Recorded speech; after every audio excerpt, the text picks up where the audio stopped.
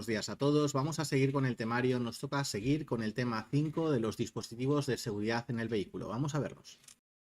Tú no te preocupes, verás que apruebas en esta autoescuela.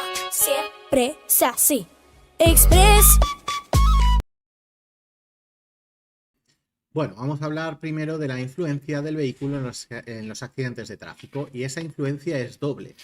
Por un lado, un buen programa de revisión y mantenimiento del vehículo va a hacer que el vehículo sea menos propenso a tener un fallo, ¿vale? Si lo tenemos bien revisado, vamos cambiando las piezas que estén en mal estado, al final conseguimos que el coche se mantenga en un estado perfecto y no tenga fallos. Y por otro lado, los sistemas de seguridad que lleva instalados el vehículo van a hacer que también tengamos menos probabilidad de tener un accidente, o si lo sufriéramos, pues que nos hagamos el menor daño posible, ¿vale? Bueno, es muy importante que si vamos a llevar un vehículo que no conocemos, que leamos un poquito las instrucciones, veamos qué sistemas de seguridad lleva, para que pues que conozcamos un poquito el coche, que no nos asustemos, porque hay veces que hay algún sistema de seguridad que tiene a lo mejor algún funcionamiento que si no sabes que lo llevas instalado podría asustar, como puede ser el de mantenimiento del carril. Entonces es importante que lo conozcamos antes de empezar a conducir, ¿vale? Así que leer bien las instrucciones si nunca habéis llevado ese coche.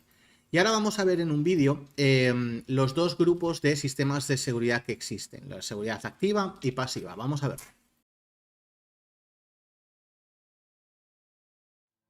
Sistemas de seguridad del vehículo. Los sistemas de seguridad de los vehículos se clasifican en dos modalidades.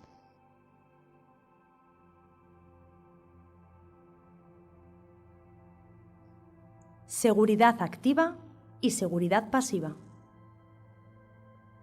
La seguridad activa o primaria es toda actividad o elemento cuyo fin es evitar que se produzca un accidente, actuando antes de que se produzca e incluyendo medidas preventivas como el control de los neumáticos, los frenos, etc.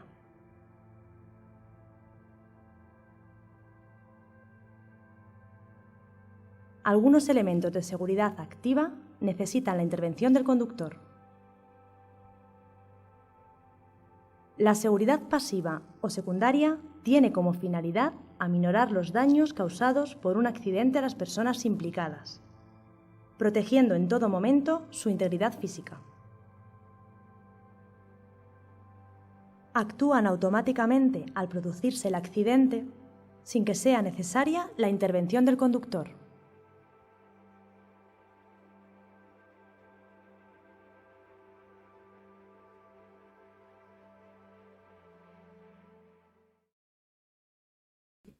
Bueno, y ahora vamos a comenzar con el apartado de la seguridad activa o primaria, y comenzamos con los sistemas de alumbrado. Los sistemas de alumbrado que lleva instalados el vehículo serán para que el conductor vea mejor, que los demás vean mejor ese vehículo, que podamos comunicarnos con los demás conductores o usuarios a través de los intermitentes, por ejemplo. Y en general, pues eso, para que nos vean, para ser vistos y para comunicarnos, ¿vale? Es importante encender las luces que sean adecuadas en cada momento y apagar las que no lo sean, para que no podamos molestar o deslumbrar a otros usuarios. Por ejemplo, no vamos a llevar las luces antinieblas si no son necesarias, porque pueden molestar a los demás, ya que tienen un brillo más potente. Encender las luces antes de que se haga completamente de noche, apagarlas cuando ya el sol tenga suficiente potencia para tener buena visibilidad, para que así en las horas en las que todavía no hay buena iluminación llevemos aún las luces encendidas, ¿vale? También sería mejor que encendamos las luces si tenemos el sol en nuestra espalda, ya que ese sol que nosotros tenemos en nuestra espalda está dándole directamente a los ojos de los conductores de los vehículos que vienen de frente. Entonces pueden estar siendo deslumbrados por el sol, a lo mejor no nos ven bien a nosotros, si nosotros encendemos nuestros faros nos hacemos mucho más visibles, justo el caso que veis en el dibujito de la pantalla. Y utilizar bien los intermitentes, también pues indicando lo que queremos hacer, ¿vale? Poniendo el intermitente siempre con antelación para que los demás usuarios entiendan y se preparen a la maniobra que vayamos a hacer. Aquí hay un pequeño detalle y muchas veces, esto me sucede mucho en las clases de circulación, el alumno nos pregunta que bueno, que si es obligatorio girar a la derecha o a la izquierda, porque lo pone en el carril, pues entonces no se pone el intermitente, ¿verdad? Sí, claro que hay que ponerlo. ¿Por qué? Porque tú igualmente vas a hacer esa maniobra, sea o no obligatoria. Tú no sabes si los demás usuarios que tú tienes alrededor, que es para los que vas a poner el intermitente, saben que tú vas a girar a la derecha. Tú lo sabes, porque tú has visto tu flecha de obligación. Pero ¿y los demás? ¿Lo saben? A lo mejor te están mirando para saber dónde vas, y si no les pones el intermitente no tienen ni idea, ¿vale? Entonces es muy importante, aunque sea obligatorio realizar una maniobra, que igualmente la indiquemos, ¿vale? Tipos de faros. Podemos encontrar los faros de xenón o bixenón que funcionan a través de un gas. Su luz es de un tono blanco azulado, más parecida a la luz del sol y cansa menos la vista. También hay menos posibilidad de deslumbrar a los demás. E incluso dura 4 veces más que otro tipo de luces de los vehículos. La parte negativa de estos faros es su coste. Es un coste muy elevado, tanto el comprarlas, instalarlas, como también, en el caso de que se fundan, tener que cambiarlas o repararlas, ¿vale? Entonces, la mayoría de vehículos dispone de otro tipo de iluminación. Los de alta gama sí que suelen llevar xenón o bixenón, pero los demás suelen llevar luces halógenas o luces LED, ¿vale? Bien, las luces LED son iluminación fría, de bajo consumo, y las luces halógenas son las de toda la vida. Bien, incluso todo el faro podría ser de LED, que ahí veréis que se llama Full LED, ¿vale? En el caso de que vayáis a comprar un coche y os ponga que lleva Full LED, es que todas las luces son con iluminación LED. Luego podemos tener también dispositivos de activación automática de alumbrado, y en ese caso, con sensores que lleva el vehículo, detecta cuando hay menos iluminación y hace falta encender los faros, o cuando es necesario apagarlos porque ya la iluminación es buena. Si lo llevamos en la posición de automático, entonces se encenderán y apagarán las luces solitas. Luego tenemos las luces adaptativas, que consiguen regular la intensidad en cada uno de los faros para no deslumbrar a ningún usuario. Si se encuentran a lo mejor algún usuario en uno de los lados, pues en ese lado, ese faro se atenúa un poquito, baja un poco su intensidad para intentar no deslumbrar, ¿vale? En el caso de que el vehículo disponga de luces angulares, se sirve de los pilotos antiniebla delanteros, que como vais a ver están en la parte baja del frontal del vehículo, y se encenderá el piloto o la luz del lado hacia donde giremos las ruedas, y es para iluminar mejor el lado hacia donde vamos a girar. Luces de carretera automáticas. En el caso de que el vehículo disponga de ellas, el vehículo podrá hacer el cambio de corto a largo o de largo a corto alcance cuando sea necesario, y también sin deslumbrar a los demás, ¿vale? Cuando sea necesario y no deslumbre, activará las de largo alcance, y cuando no sea necesario o vaya a deslumbrar a alguien, entonces las cambiará a corto alcance, ¿vale? Vamos ahora con los frenos. Bueno, los frenos son los que consiguen reducir la velocidad del vehículo o llegar a detenerlo si hiciera falta. Primero hablaremos del freno de servicio, que es el que funciona a través del pedal del freno. Cuando nosotros pisamos el pedal del freno, actuamos sobre el freno de servicio, y ese freno de servicio frenará todas las ruedas de nuestro vehículo. Y luego disponemos también de freno de mano o freno de estacionamiento, que este actúa sobre las ruedas traseras, ¿vale? Hay muchos vehículos a día de hoy que disponen de freno de mano o de estacionamiento eléctrico. En ese caso funcionará a través de un botón. Bueno, y luego tenemos tipos de freno que podemos encontrar en los vehículos. Podemos encontrar el freno de tambor o el freno de disco. El freno de tambor son frenos un poquito más anticuados, frenan bien, ¿vale? No pasa nada por llevarlos en un vehículo. Lo que pasa es que son, como digo, un poquito más anticuados, más propensos al calentamiento. Entonces, si se utilizaran mucho, por ejemplo, porque estamos bajando una carretera de montaña y los vamos usando continuamente, pues se calientan más fácilmente que los de disco. Y si un freno se calienta, deja de tener la misma eficacia. Frenar frenará, pero menos, ¿vale?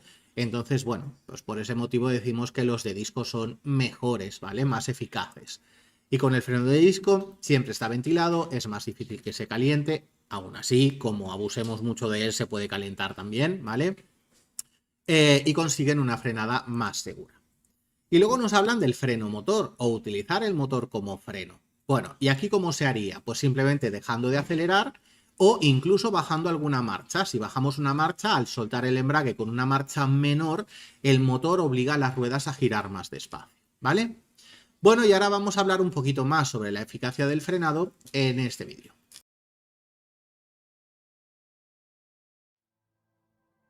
Eficacia del frenado. La eficacia del frenado depende del buen estado de conservación de los frenos y su mantenimiento, de la presión sobre el pedal del freno que es transmitida a las ruedas, de los neumáticos por su adherencia al pavimento de la calzada,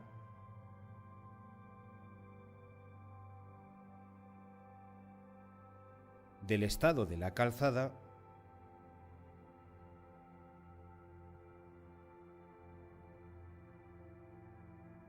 de la velocidad y la masa del vehículo y de su carga,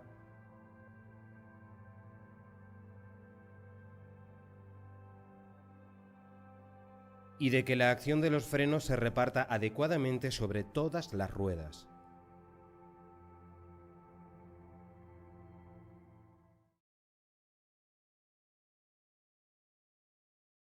Bueno, y ahora vamos a hablar del sistema ABS. El sistema ABS, el antibloqueo de los frenos, es un sistema que lo que hace es intentar que las ruedas no se bloqueen aunque frenemos muy fuerte. Imaginaros una frenada de emergencia, una frenada muy intensa. Bueno, pues si metemos un pisotón al freno, porque por ejemplo tenemos que hacer una frenada de emergencia, probablemente alguna de las ruedas o todas se llegaran a bloquear por la intensidad del freno frenando las ruedas, pero el vehículo se está moviendo todavía. ¿Qué ocurriría en ese caso si el vehículo se sigue moviendo y las ruedas se paran por la fuerza del freno? Pues que no conseguiremos dirigir con la dirección el vehículo hacia donde deseemos, ¿vale? El vehículo simplemente iría recto hasta que se detenga por completo, aunque giremos la dirección. Eso es algo súper peligroso y para que esto no suceda, pues se inventó este sistema que lo que hace es que por muy fuerte que tú pises el freno, el ABS se encarga de que la rueda siga girando hasta que el vehículo se detenga. La va frenando, ¿vale? Pero lo que va haciendo es toquecitos de freno, con lo cual no deja que la rueda se llegue a bloquear, ¿de acuerdo? Bueno, uy, me he ido para atrás, un segundín. Vale, y ahora tenemos el sistema de asistencia a la frenada de emergencia. Este sistema se diseñó porque se fue comprobando que en los accidentes el conductor frenaba bastante fuerte, pero no tan fuerte como era necesario, y que cuando ya se veía chocándose prácticamente con lo que tuviese delante, entonces frenaba más intensamente. Entonces de ahí podemos deducir, si ese conductor hubiese frenado más intensamente con anterioridad, podría haber evitado el accidente, ¿vale? Lo ha hecho demasiado tarde. Entonces, los vehículos que lleven este sistema instalado, si detectan que la frenada es una frenada de emergencia, activarán la máxima presión sobre el sistema de frenado hasta detener el vehículo, ¿vale? Lo harán automáticamente. Y luego tenemos el frenado autónomo de emergencia. Con este sistema, los vehículos que dispongan de él tienen sensores en la parte delantera y si se ven comprometidos en cuanto a la distancia de seguridad y velocidad, es decir, que parece que nos vamos a chocar con el de delante porque nos estamos acercando a mucha velocidad y demasiado a él, pues entonces el vehículo consigue detenerse automáticamente, aunque tú no hagas nada, ¿vale? Repartidor de frenada. Este lo que consigue es llevar más fuerza de freno a unas ruedas o a otras, ¿vale? ¿Y cómo lo hace? Bueno, pues cuando el vehículo está frenando, veis este camión en la imagen, normalmente la fuerza va más a las ruedas delanteras, o si estuviésemos girando, pues a lo mejor más hacia la parte exterior de la curva. Entonces el repartidor de frenada consigue llevar más fuerza de freno a las ruedas donde lo necesiten, ¿vale? Para conseguir la misma intensidad de freno en todas las ruedas. Utilización de los frenos. Normalmente los frenos los tenemos que utilizar de forma suave y progresiva para intentar no pegar ningún frenazo brusco si no es completamente necesario, ya que eso podría llevar un problema por detrás nuestro, ¿vale? Un accidente por colisión. En general vamos a utilizar los frenos, como digo, de forma suave y progresiva. Acordaros en bajadas no abusar mucho de ellos. Es mejor utilizar más el freno motor en las bajadas y menos el de servicio para que no se sobrecalienten. ¿Cómo hacer una frenada de emergencia si tenemos o no ABS? Si no tenemos ABS, pisaremos con energía el pedal del freno, reduciendo progresivamente la fuerza que hacemos sobre él a medida que vamos disminuyendo la velocidad, y si alguna rueda se llegara a bloquear, vamos a también quitar algo de presión en el pedal para que esa rueda siga girando. Si tenemos ABS, pisaremos con energía el pedal del freno, manteniendo la máxima presión hasta el final. En este caso no se suelta, no se levanta ni un poquito, ¿vale? El sistema ABS liberará automáticamente las ruedas que se queden bloqueadas, permitiendo que sigan girando. Y puede haber un leve temblor en el pedal del freno, es completamente normal, no os asustéis y no quitéis el pie del freno, ¿vale?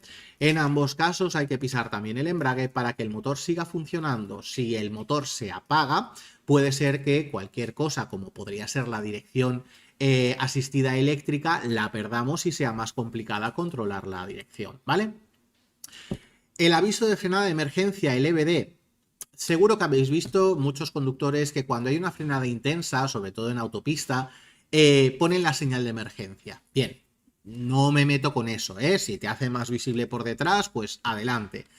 ¿Qué ocurre? Pues que ya hay vehículos que disponen de una ayuda a esta situación y es este aviso a la frenada de emergencia. Y lo que hacen es que las luces de freno se encienden y se apagan, es decir, parpadean si la frenada es muy intensa, para que los vehículos que vengan por detrás se den cuenta de que esa frenada no es una frenada normal, se está reduciendo la velocidad de una forma muy fuerte, ¿vale?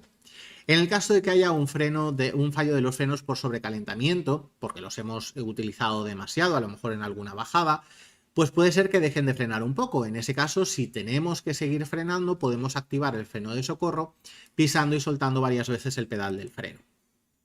En el caso de que tengamos un fallo total de los frenos han dejado de funcionar, una parte importante es que no nos metamos en el sentido contrario.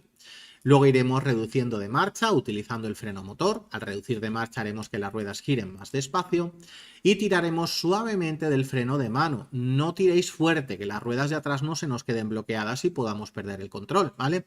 Tiramos suavemente del freno de mano. Si hubiese una salida con frenado de emergencia, podemos utilizarla y si no hay ninguna cercana, podríamos utilizar, si encontramos alguna, una salida con cuesta hacia arriba, con pendiente ascendente. Al subir la pendiente, el vehículo reducirá su velocidad también, ¿vale? En el caso de que haya alguna barrera lateral, una protección de metal, por ejemplo, o una pared, antes de chocarnos con el vehículo que llevamos delante, pues será mejor rozarnos con lo que tengamos en el lado, reduciendo lo máximo posible nuestra velocidad, ¿vale? Antes de chocarte a 80, 90, 100 km por hora con el de delante, pues si hay algo al lado, rózate, raya el coche por el lado, claro que sí, pero es probable que al final pues te choques o muy flojito o no te llegues a chocar, ¿vale? Y ya, pues si al final nos tenemos que chocar con algo, buscar lo más blandito que tengamos por delante, como por ejemplo un arbusto. Bueno, y pasamos ahora con las ruedas. Las ruedas están compuestas por dos partes, una parte metálica, que es la llanta, y una parte elástica o de goma, que es el neumático. Las llantas pueden estar hechas de un metal, de aleaciones de varios metales o incluso de otros materiales como fibra de carbono. Las llantas y el neumático siempre deben ser de medidas compatibles, ¿vale? No podemos montar cualquier neumático en cualquier tipo de llanta.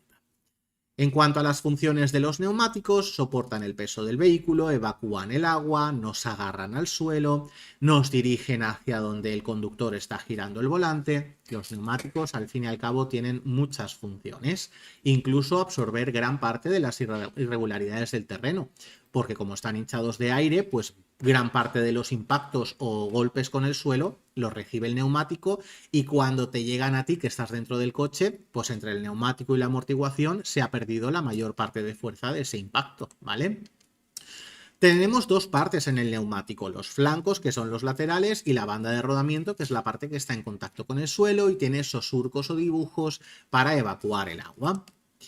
Tenemos tres tipos de neumáticos. Los de estructura diagonal, prácticamente ni se ven estos tipos de neumáticos, a lo mejor en un vehículo clásico de colección podría ser, pero raro. Los de estructura diagonal cinturada, lo mismo, prácticamente no se ven, tienen un pequeño refuerzo en la banda de rodamiento. Y los que se utilizan normalmente a día de hoy, que son los de estructura radial, que consiguen dos partes completamente diferenciadas, los flancos y la banda de rodamiento, de forma que lo que se intenta es que lo que le suceda a una de las partes no tenga por qué afectar a la otra, ¿vale? Que si tú, por ejemplo, rozas o le das un golpecito al flanco o lateral, no afecte a la estabilidad o a la forma de la banda de rodamiento. Y luego podemos encontrar neumáticos con cámara o neumáticos sin cámara. Los neumáticos con cámara tienen una cámara en su interior, que es como una especie de globito.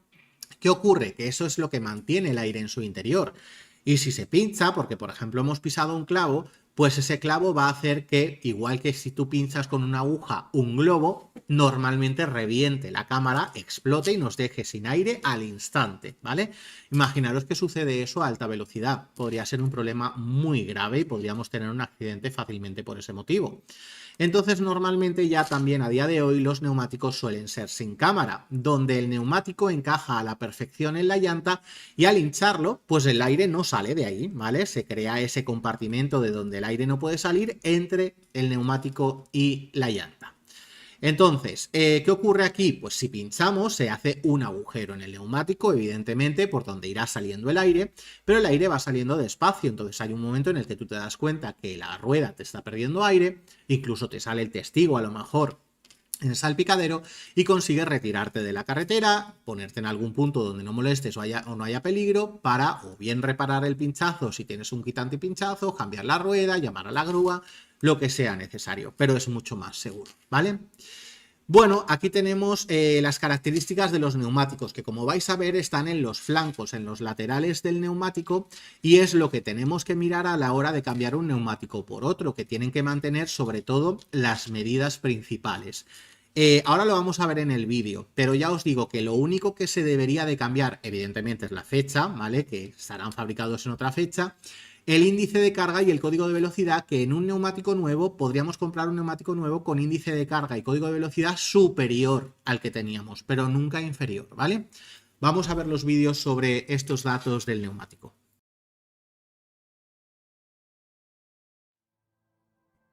Características de los neumáticos. En los laterales de los neumáticos pueden leerse las características de los mismos. Las principales son las siguientes. Este número indica el ancho del neumático en milímetros. Por ejemplo, 205 significa que el neumático tiene 205 milímetros de ancho. Este número indica el perfil o serie. Se expresa como la relación entre la altura del flanco y el ancho del neumático en porcentaje. Por ejemplo, 205/55 significa que el neumático tiene 113 milímetros de alto, ya que el 55% de 205 son 113. Esta letra indica la estructura del neumático. El más común es el de la estructura radial, marcada con la letra R, aunque pueden encontrarse algunos con estructura diagonal. Este número indica el diámetro interior en pulgadas. Señala el diámetro de la llanta en el que se debe montar el neumático. Por ejemplo, 16 significa que se debe montar en una llanta de 16 pulgadas.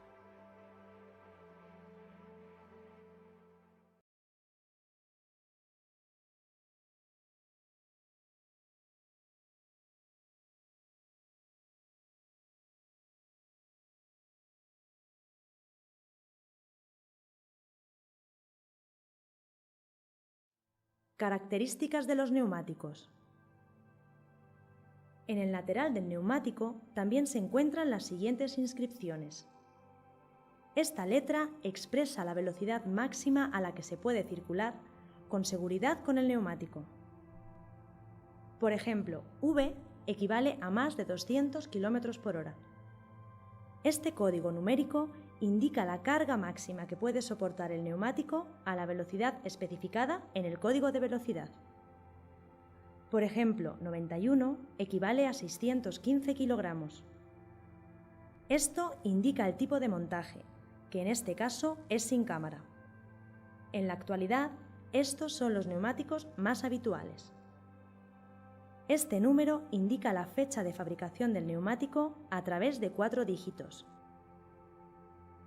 Los 2 primeros números indican la semana del año y los 2 últimos el año de fabricación.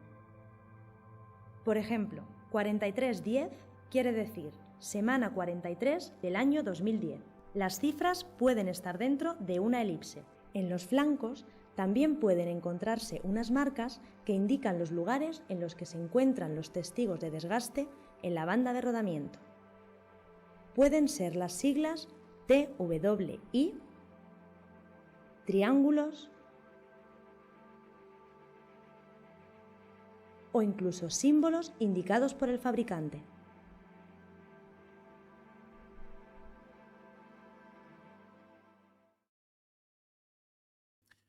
Bueno, en cuanto al dibujo del neumático, ya hemos dicho que son esos surcos que tiene la banda de rodamiento y que sirven para un mejor agarre y para evacuar el agua que el neumático se vaya encontrando en la calzada cuando va rodando sobre ella, ¿vale? Ese agua se va metiendo en esos surcos y sale hacia atrás y hacia los lados.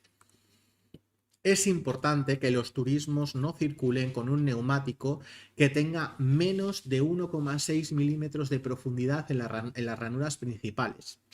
Eso sería el mínimo para circular con un neumático en un turismo. Si nos hablan de motocicletas, en las motocicletas es recomendable que no circulen con menos de 1,6, ¿vale? Recomendable. En las motocicletas no es una obligación. Bueno, en cuanto a los testigos o indicadores de desgaste, son puntos, dibujos que nos van a poner los fabricantes para que en alguna parte de la banda de rodamiento ya podamos ver si ese neumático ya está gastado. Si ese testigo o indicador de desgaste ya está a la vista, es que ese neumático debe de ser cambiado. Por otro lado, tenemos también que controlar la presión del inflado del neumático. Y es que como van hinchados de aire, es probable que por tema de calor, frío, de rodadura, de que tenga algún poro, se pueda haber deshinchado algo la rueda. Entonces tenemos que ir controlándolos, por lo menos un par de veces al mes tenemos que mirar en algún sitio la presión. Y nos dicen que lo mejor será con el neumático lo más frío posible, o bien cuando el neumático aún no ha rodado o habiendo rodado 3-4 kilómetros como mucho, por ejemplo en la gasolinera que tengáis más cerca de casa, ¿vale? Si la presión es insuficiente, con el neumático pasa lo que veis en el dibujo, donde en la parte de la banda de rodamiento la zona central se eleva un poco, únicamente toca los bordes de la banda de rodamiento. Entonces el desgaste será más por los bordes que por el centro en ese caso. Es un neumático que consume más combustible porque como le cuesta más moverse, pues al motor le cuesta más trabajo también mover el vehículo, entonces consume más, ¿vale? Aparte, pues está demasiado blando, deriva mucho hacia los lados, ¿ok? Entonces, pues es algo más peligroso. Presión excesiva. Si el neumático está demasiado hinchado, los golpes con el terreno, irregularidades del terreno, como puedan ser baches, resaltes, se van a notar mucho más fuertes en el interior. El neumático toca solamente con la parte central de la banda de rodamiento, entonces en este caso se gasta más por el centro que por los bordes. Y como hay menos contacto con el suelo de esa banda de rodamiento, el agarre es muy poco, ¿vale? Podríamos, por ejemplo, en calzada mojada, resbalar mucho más. La mayoría de vehículos a día de hoy disponen de algún sistema de control de presión de neumáticos, es posible que lo veamos en una pantallita o simplemente que nos aparezca algún testigo luminoso como que tenemos que controlar la presión de los neumáticos porque en alguno haya perdido algo de aire, ¿vale? El desgaste de los neumáticos, ya hemos dicho que en principio se tiene que gastar por todos los lados igual, que si se gasta más por los bordes es porque está poco hinchado, si se gasta más por el centro es que está demasiado hinchado, y luego podrían aparecer otros problemas como que se gaste más por un lado que por el otro, que ahí ya veríamos, por ejemplo, si la dirección está mal alineada, o incluso si tiene como manchitas en diferentes sitios, podría ser problema de amortiguación. Una mancha en un punto en concreto podría ser que el neumático se haya quedado bloqueado en algún frenazo. Bueno, y tendríamos que ver pues si hay algún problema que solucionar y por eso el neumático se está gastando de esa forma.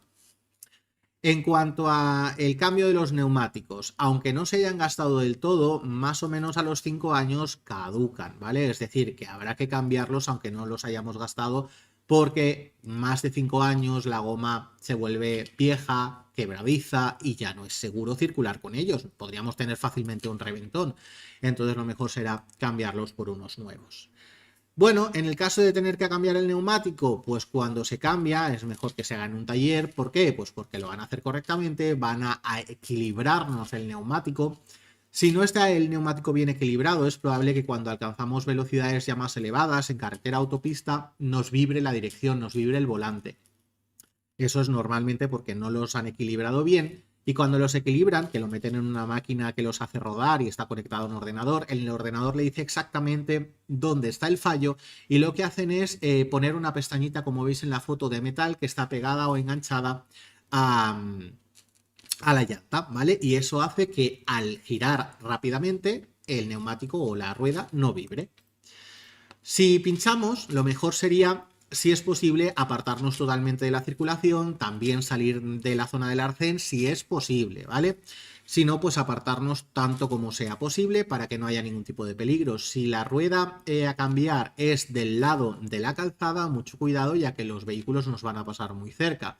Si estamos fuera de poblado y hay que salir del vehículo, ponerse el chaleco reflectante antes de salir de él, por eso el chaleco tiene que estar dentro del habitáculo y no en el maletero, pero también os recuerdo que no le tiene que dar el sol para que no pierda sus propiedades reflectantes, ¿vale? Y ahora en este vídeo nos van a enseñar cómo hacer el cambio de una rueda.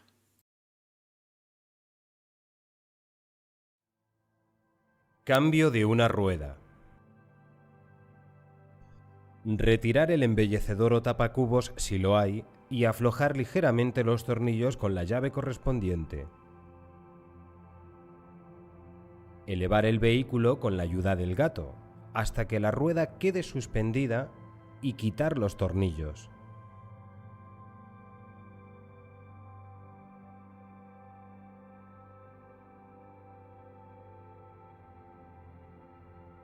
Cambiar la rueda y volver a poner los tornillos apretándolos ligeramente en sentido cruzado.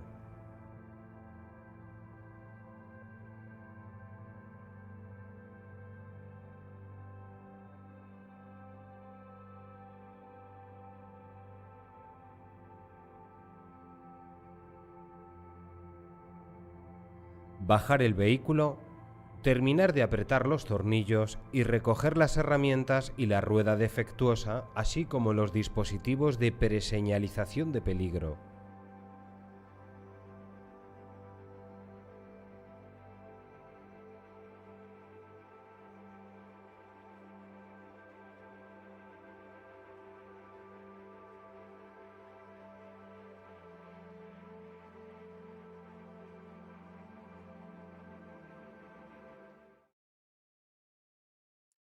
En cuanto a la rueda de emergencia o de uso temporal, es una rueda mucho más finita que a veces algunas marcas ponen para, pues, bueno, hacernos el buen servicio de que tenemos una rueda por si pinchamos, porque luego está la posibilidad de que tengamos un kit antipinchazos en vez de la rueda de repuesto. Y el kit antipinchazos no siempre nos va a servir, depende del pinchazo que tengamos, como sea, por ejemplo, una raja en el neumático, evidentemente el kit antipinchazos no va a hacer nada. Le podría hacer algo, pues eso, si ha sido un clavo, por ejemplo, al meter el kit antipinchazos, ese producto que se mete en el interior del neumático, pues cubre ese agujerito. Pero bueno, para los casos donde sea necesario, en el caso de que tengas una rueda de repuesto, te hace un mejor servicio, puedes cambiar la rueda y puedes ir hasta un taller que te puedan reparar o cambiar el neumático, ¿vale? Estas ruedas de uso temporal o ruedas de emergencia no son para usar de forma normal. Normalmente no se pueden usar más de 200 o 300 kilómetros seguidos y además sin sobrepasar los 80 kilómetros por hora. Son mucho más finitas y no nos ofrecen la misma seguridad, ¿vale? Otros elementos de seguridad activa. Tenemos, por ejemplo, el control de tracción. El control de tracción lo que hace es que cuando estamos sobre un terreno que resbala, por ejemplo que está muy mojado, si una de las ruedas gira más deprisa porque ha resbalado, este control de tracción la frena haciendo que gire a la misma velocidad que el resto y no perdamos el control del vehículo. En el caso de que tengamos el control electrónico de estabilidad, este sistema lo que hace es que cuando el vehículo entra en una curva, por ejemplo, a alta velocidad, pues con los frenos de un lado o del otro del vehículo, el vehículo nos ayuda a seguir hacia la trayectoria que nosotros le estamos marcando con la dirección, ¿vale? A través de los frenos. Y también podría ser que funcionen en la salida de la curva para no perder el control justo cuando estamos saliendo o incluso si esquivamos algún obstáculo a alta velocidad, ¿vale? En todos estos casos, si vamos rápido, pues el control electrónico de estabilidad nos ayuda a marcar perfectamente la trayectoria que nosotros estamos marcando con la dirección o el volante. El limitador de velocidad lo que hace es avisarnos o ayudarnos a que no pasemos de una velocidad que nosotros le hemos marcado como límite, por eso se llama limitador, ¿vale? por ejemplo, si hay algún radar, pues para que no nos puedan poner una multa.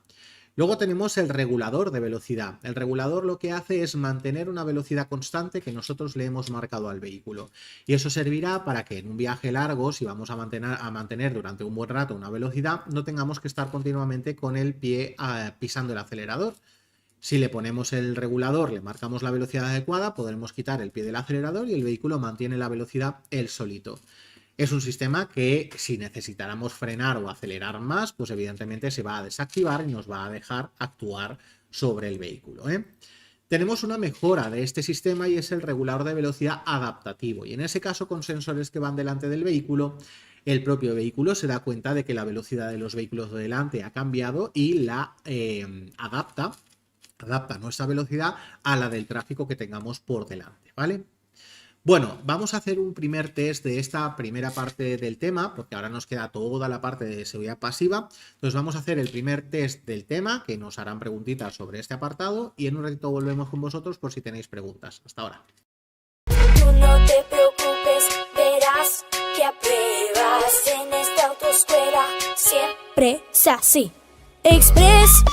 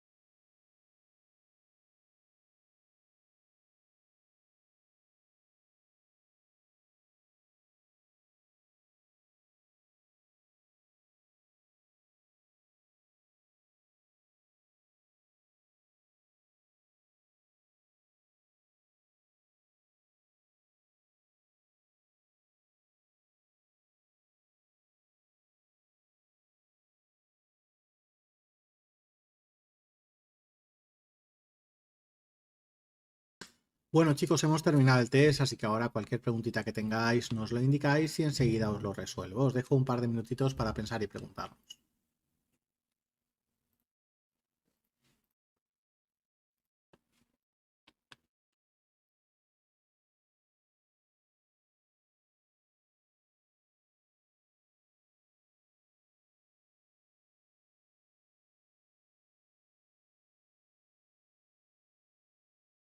Bueno, pues ahora vamos a continuar con los elementos de seguridad pasiva o seguridad secundaria. Serán aquellos que están enfocados a cuando ya hemos tenido el accidente, intentar salvarnos la vida o que nos hagamos el menor daño posible, ¿vale? Pero recordad que cuando estos elementos entran a funcionar, ya ha sucedido el accidente y la mayoría de ellos, como vais a ver, no necesitan de que el conductor haga absolutamente nada. Entran a funcionar directamente, de forma automática, ¿vale? Comenzamos con el chasis y la carrocería, que sería el conjunto exterior de nuestro vehículo y sería para intentar absorber gran parte de la energía del impacto. La parte azul sería la parte deformable que se irá plegando o arrugando de determinada forma, está diseñada para eso y que cuando ya llegue la energía del golpe o del impacto hasta nosotros, hasta los ocupantes, ya sea mucho menor, ¿vale? Para eso está. Y la parte roja de esa carrocería sería la que es la célula de seguridad, el sitio más fuerte para proteger a los ocupantes que están en el interior.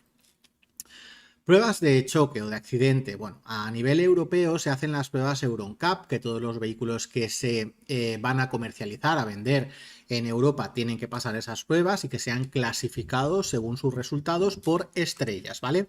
Ahí vemos cómo se clasificarían, donde el número de estrellas nos indica si es más o menos seguro. 5 estrellas sería el máximo en la protección de ocupantes adultos y niños y 4 estrellas sería el máximo en la protección de peatones en caso de atropello. El cinturón de seguridad es un elemento básico de la seguridad pasiva, ya que lo que hace es retener a ese ocupante, a esa persona, en el interior del vehículo y que no se choque con el parabrisas, con el volante, con el salpicadero, etcétera, ¿vale? Cuando nos lo ponemos, el cinturón tiene que quedar pegado a nuestro cuerpo y que la cinta de tela no esté retorcida en ningún punto. Hay que asegurarse de que la cinta de tela está en un buen estado, que no tiene cortes, que no está deshilachada y que los cierres y anclajes funcionan perfectamente. Normalmente decimos que si en una plaza hay un cinturón hay que utilizarlo, hay que ponérselo, ¿vale? No podemos viajar en principio en una plaza donde haya cinturón sin él abrochado. Ahora tenemos algunas excepciones, como es el caso de que plazas donde no haya cinturones de seguridad, como ocurría en vehículos muy antiguos en la parte trasera, o en el caso de los niños ya sería a través de un sistema de retención infantil, ¿vale? En ese caso, todo niño hasta 12 años que tenga una estatura de 1,35 o menos tendrá que ir con un sistema de retención infantil adaptado a su talla y a su peso, ¿vale? A medida que el niño vaya creciendo, evidentemente se tiene que poder adaptar o habrá que cambiarlo. Y normalmente irán en las plazas de atrás. Cuando el niño ya supera el 1,35 de estatura, podría ir con el cinturón de adulto, aunque nos siguen aconsejando utilizar un sistema de retención infantil porque sigue siendo un niño y estará más seguro. Los niños podrán viajar en la plaza delantera cuando las plazas traseras no se pueda instalar el sistema de retención infantil, cuando esas plazas traseras ya estén ocupadas por otros niños o cuando no haya plazas traseras, como podría ser en un vehículo biplaza. Solamente hay conductor y pasajero, ¿vale? En el caso de llevar un sistema de retención infantil a contramarcha, como vemos en la imagen, donde el niño está mirando hacia el asiento, solamente se podrá instalar en la parte delantera si el airbag frontal puede y ha sido desconectado. En los vehículos de más de 9 plazas, incluido el conductor, autobuses y autocares, en principio si hay cinturón de seguridad también hay que llevarlo abrochado. Y nos dicen que en ese caso tiene que haber algún elemento informativo que nos comunique la obligación de llevar ese cinturón abrochado, o bien pegatinas, vídeos o que nos lo comunique el guía o el conductor del vehículo. Para los niños de más de 2 años, si el cinturón también se adapta a ellos, también tendrán que llevarlo abrochado en estos vehículos. En cuanto a los sistemas de retención infantil, si hemos comprado uno nuevo, no sabemos cómo se instala, hay que leer bien las instrucciones, si no las tenemos podemos descargarlas también por internet, ¿vale? Para colocarlo de la forma adecuada. En cuanto a las exenciones del uso del cinturón, Nos dicen que en el caso de que haya alguna persona que tenga algún certificado médico que le deje ir sin cinturón de seguridad, en ese caso podrá hacerlo, pero llevando ese certificado consigo siempre, ¿vale? También en el caso de los taxistas, dentro de vía urbana, en poblado, podrán ir sin el cinturón, igualmente podrán ir sin el sistema de retención infantil para los niños que vayan en las plazas traseras. En cuanto a los vehículos prioritarios, tanto su conductor como pasajeros dentro de vía urbana podrán ir sin el cinturón de seguridad, pero fuera de vía urbana, es decir, en vía interurbana o fuera de poblado, todos tendrán que llevar el cinturón puesto.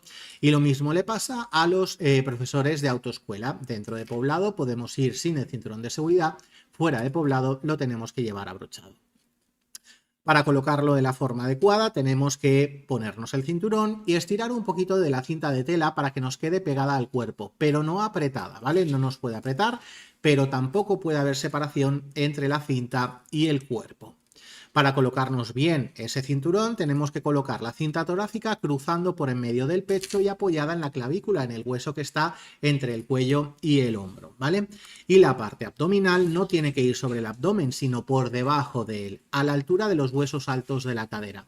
Pensad que siempre será mejor que el tirón o el golpe del cinturón se lo lleve un hueso que no una parte blandita como el abdomen, donde dentro tenemos algunos órganos muy importantes y que no saldrían muy bien parados en caso de un tirón del cinturón, ¿vale? Una vez colocado el cinturón, tenemos que tirar un poquito de él para que nos quede pegado al cuerpo, que no quede holgura, que no quede separación, ¿ok? Para evitar el efecto submarino, que es cuando pegamos un frenazo, tenemos un accidente y el cuerpo de la persona resbala sobre el asiento y se cuela en el hueco de los pies, para que eso no ocurra, tenemos que colocarnos, como hemos visto, en la forma adecuada del cinturón e intentar que el respaldo del asiento no esté demasiado inclinado, que la persona no vaya muy tumbada, ¿vale? Tampoco hace falta ir completamente rectos, pero en una posición cómoda sin que estemos muy tumbados. Y luego, por otro lado, no colocar ni cojines ni tela sobre los asientos para que esa persona no resbale. Ya los asientos están hechos de materiales antideslizantes. Si ponemos una tela sobre ellos, evidentemente resbalaremos más.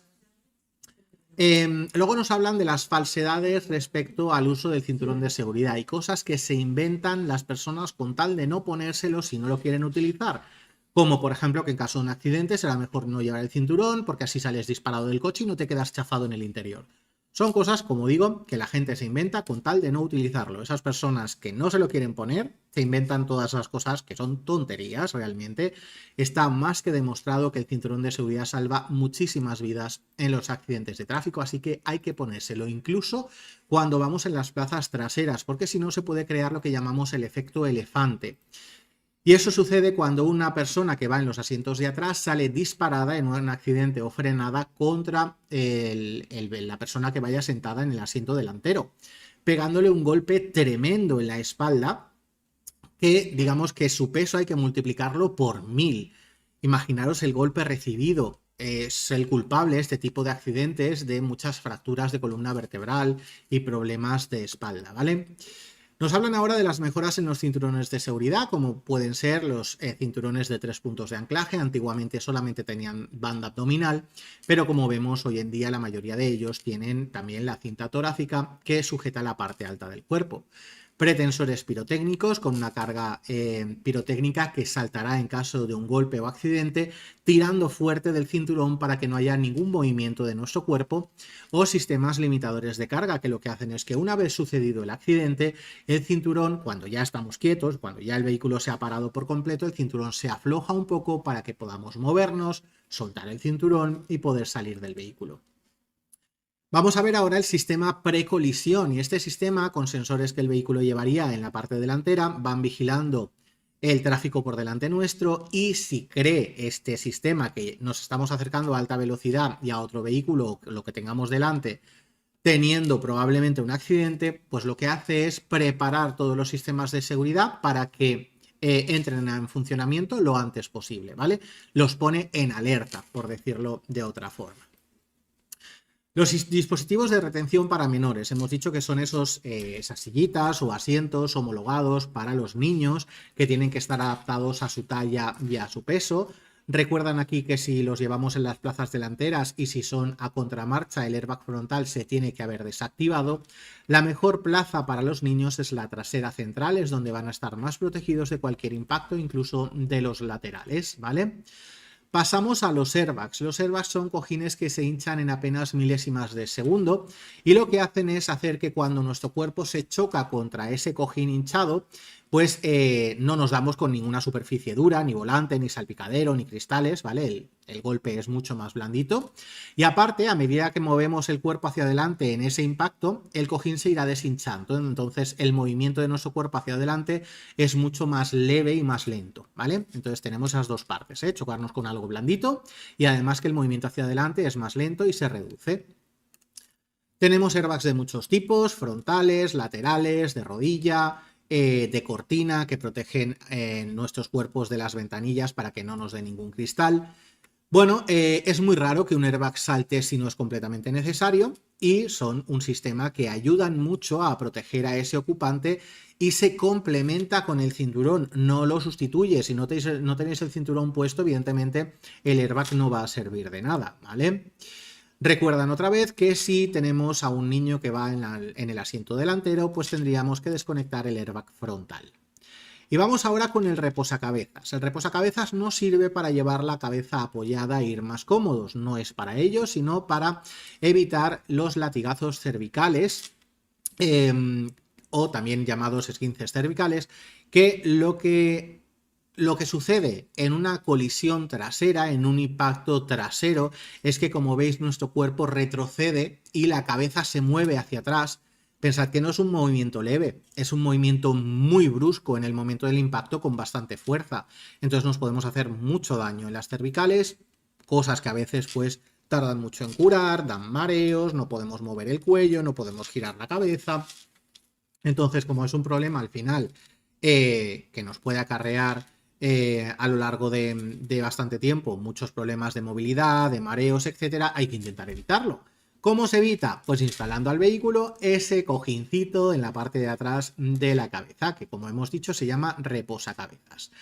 Para ponerlo a la altura adecuada tenemos que ponernos la palma de la mano sobre la cabeza, como vemos en la imagen, y con los dedos tocar la parte alta del reposacabezas. También podemos mirar, por ejemplo, al echar la cabeza un poquito hacia atrás, que donde la cabeza toque con el reposacabezas sea a la altura de los ojos, pero en la parte de atrás de la cabeza. Nunca nos tiene que dar el reposacabezas en la nuca. Eso no puede ocurrir porque nos podríamos hacer mucho daño, ¿vale? Y luego tiene que haber una leve separación de unos 3 o 4 centímetros entre la cabeza y el reposacabezas para que haya movilidad y no estemos rozándonos con la cabeza y la tela de ese reposacabezas. Hay una mejora y son los reposacabezas activos, que cuando hay un impacto, pues ese reposacabezas se mueve un par de centímetros hacia adelante, reduciendo esa distancia que pueda haber entre ese reposacabezas y nuestra cabeza y no haya ningún movimiento hacia atrás para que no haya ninguna lesión. Vamos con el casco. El casco es el elemento de seguridad más importante en los vehículos de 2 ruedas. Bueno, en cuanto al casco, también hay gente que no se lo quiere poner, ya lo veremos, pero bueno, lo importante es que evidentemente está demostradísimo que el casco salva muchas vidas y nos protege la cabeza, que los mejores son los cascos integrales porque también tienen la parte de la mandíbula, entonces nos protege la mandíbula, la cara, de posibles lesiones, quemaduras, etcétera, ¿vale? Serán mejores los cascos de materiales resistentes. A la hora de escoger un casco, si nos compramos uno nuevo, pues será mejor gastarse un poquito más de dinero, pero que tenga una buena protección, no materiales más sencillos o blandos, que sí, te quitarán la multa de no llevar el casco, pero al final en una caída, en un accidente, no te van a proteger bien, ¿vale? Así que sea un casco con buena resistencia. Si estamos en una tienda probándonos cascos para saber cuál nos compramos, y estamos entre 2 tallas, una nos queda un poco más apretada y la otra nos queda un poco más suelta, siempre escogeremos la que nos queda un poquito más apretada. Con el tiempo, el almohadillado interior cederá, se volverá mucho más cómodo. Nos tenemos que probar el casco y, si llevamos gafas, ponernos las gafas para saber que las podemos llevar sin ningún tipo de molestia o problema. Y una vez puesto el casco, cerramos los anclajes, los ajustamos y tiramos fuerte del casco para saber seguro que en una caída o accidente no se nos va a salir de la cabeza. Serán mejores los cascos con diferentes colores llamativos y además tienen bandas reflectantes muchísimo mejor. Lo que deberíamos de intentar no escoger es un casco negro, que está muy de moda, pero realmente luego a la hora de circular en momentos de mala visibilidad o por la noche, pues un casco negro no da absolutamente ninguna visibilidad de ese conductor. Serán mejor los cascos con pantalla porque nos ofrecen protección para los ojos, de la lluvia, de los bichitos, del polvo, del polen, etc. Estas pantallas, si son anti-BAO, también serán mucho mejor, nos ofrecen mejor visibilidad.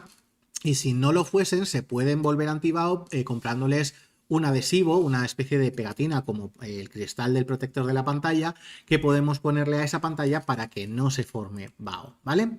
Si el casco no tiene pantalla de protección, pues podremos utilizar las gafas de protección. No son obligatorias, pero muy recomendables en el caso de que, como digo, el casco no tenga pantalla. Y siempre utilizar cascos homologados, ¿vale? No compréis cualquier casco, por ahí a saber de dónde viene y si no está homologado no sabemos si realmente nos va a proteger en una caída, y yo os recomiendo ya eso a título personal, no comprar cascos de segunda mano, ya que no sabéis si ha recibido algún impacto y a lo mejor pues en el interior ya no está de la forma adecuada, ya no está los elementos de protección en su mejor estado, ¿vale? Bueno, pues hasta aquí esta segunda parte del tema, os dejamos con el test de esta segunda parte y en un ratito hablo con vosotros por si tenéis preguntas. Hasta ahora. Tú no te preocupes, verás que apruebas en esta autoescuela. Siempre es así. Express.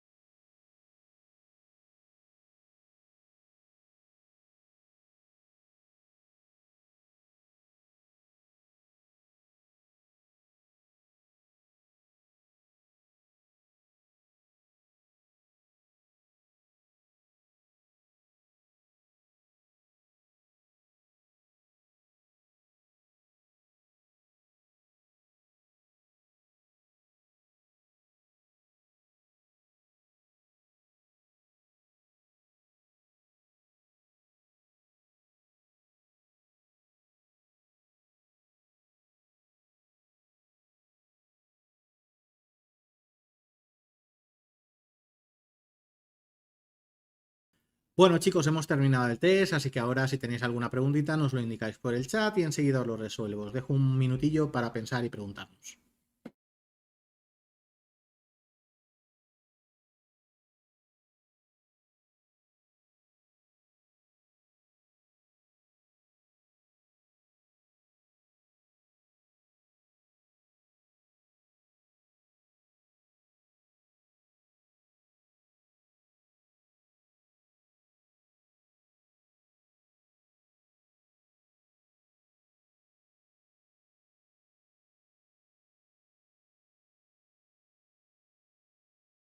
Bien, pues como vemos que no hay preguntas, nos imaginamos que lo tenéis todo súper claro, así que ya nos despedimos por hoy. Volveremos mañana como siempre en nuestro horario habitual. Hasta mañana y que descanséis.